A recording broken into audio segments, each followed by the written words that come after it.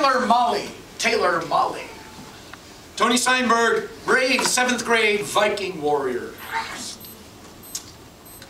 Have you ever seen a Viking ship made out of popsicle sticks and balsa wood with tiny coils of brown thread for ropes, 16 oars made out of chopsticks, and a red and yellow sail made from a baby's footy pajamas? I have. He died with his sword in his hand and so went straight to heaven.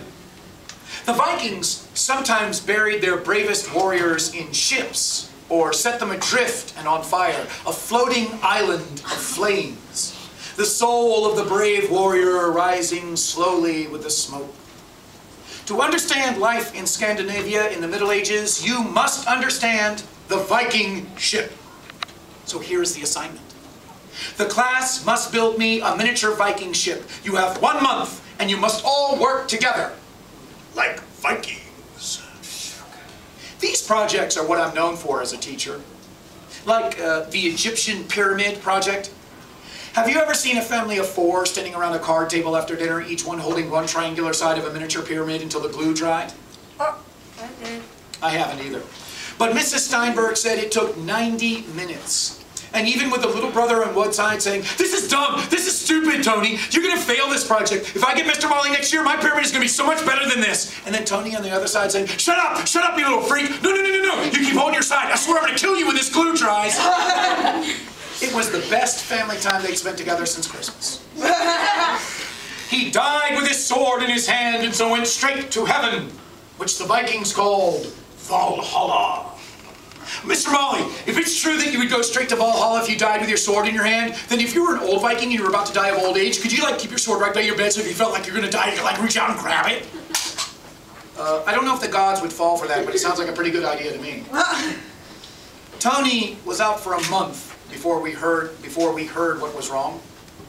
And the 12 boys left in the class whispered the name of the disease as if you could catch it just by saying it too loud. We had been warned. The middle school principal had come to class and said Tony was coming to school on Friday, but he's had a rough time. The medication he's taking has made all of his hair fall out, and he's a little shy about it, so don't stare. Don't point. Don't laugh. Yeah. I always said I liked teaching in a private school because I could talk about God and not be breaking the law. And for an Episcopalian kid who only went to church on Christmas and Easter, I sure talked about God a lot. In history, of course, that's easy. Even the Egyptian Pyramid project is essentially a spiritual exercise. But how can you study geometry and not believe in a God? A God of perfect points and planes surrounded by angels and angles of all different degrees. Such a God wouldn't give cancer to a 7th grade boy. Wouldn't make his hair fall out from the chemo. Totally bald in a jacket and tie on Friday morning, and I don't mean Tony. Not one single boy in my class had hair that day. They all shaved their hair in solidarity. Have you ever seen 13 bald-headed 7th grade boys all pointing at each other, all staring, all laughing? I have. It's a beautiful sight. And almost as striking as 12 boys, 6 weeks later, now with crew cuts on a Saturday morning outside the synagogue, with heads bowed, holding hands, and standing in a circle around the smoldering remains of a miniature Viking ship. The soul of the brave warrior rising slowly with the smoke.